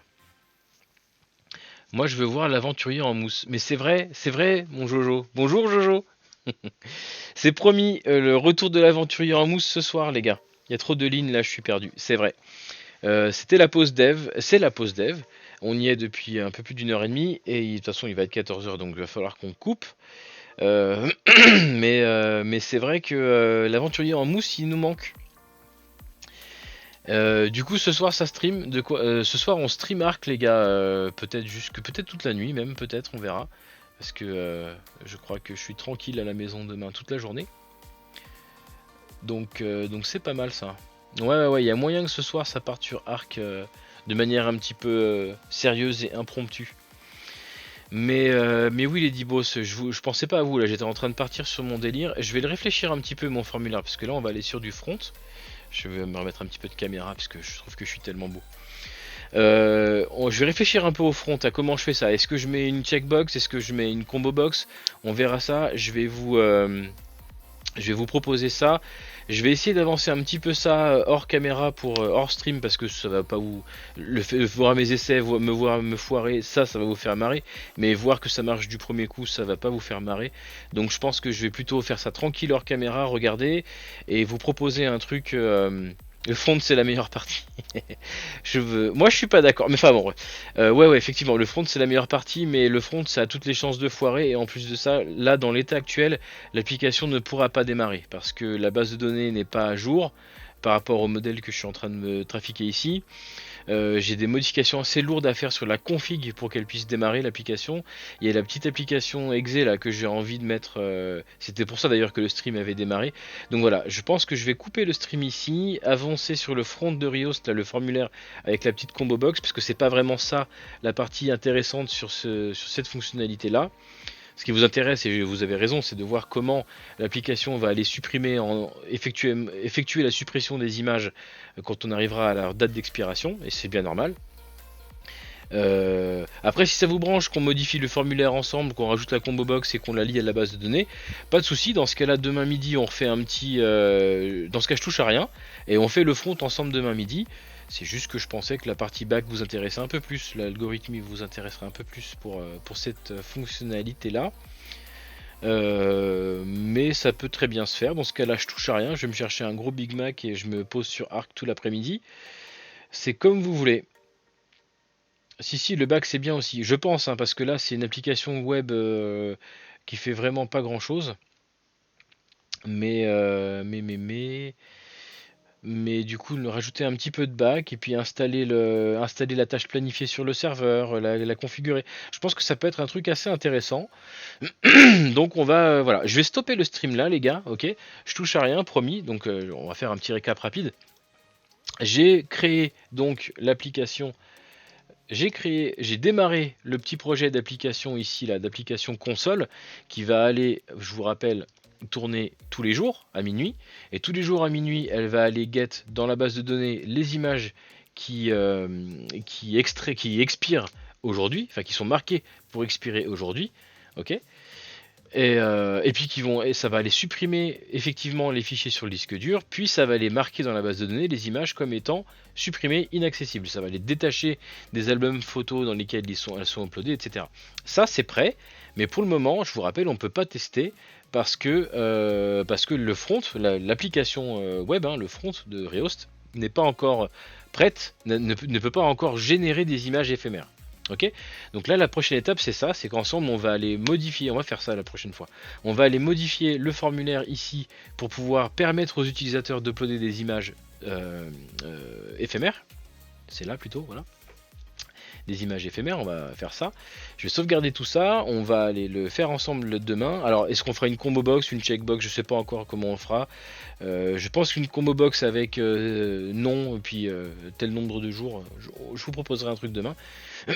Ça sera plus efficace. Ok, donc on va s'arrêter là et puis si vous avez des questions, profitez, le chat. Je me déconnecte dans 30 secondes, le temps de sauvegarder tout ça. Et sinon, bah écoutez, merci de m'avoir suivi jusque là. On se retrouve rapidement pour du gaming parce que le code c'est bien, mais le gaming c'est mieux. On va les jouer cet après-midi, je pense à Ark Survival ou d'autres petits jeux. J'aimerais aussi vous tourner une petite rétro découverte là. J'ai un petit jeu que j'aimerais bien vous faire partager parce que ça m'évoque des souvenirs de quand j'étais gamin. C'était bien sympa. J'en dis pas plus, vous verrez ça en live enfin en live non parce que ce sera sur YouTube en offline, mais voilà. Et puis bah quant à nous, on se retrouve pour du dev demain midi à la même heure du coup pour finir ce fameux formulaire. Et puis d'ici là les gars, portez-vous bien, amusez-vous bien, codez bien et surtout amusez-vous bien. N'oubliez pas de passer une bonne journée, c'est super important de passer une bonne journée. Et puis je vous dis à bientôt. Ciao les dibos, bisous bisous.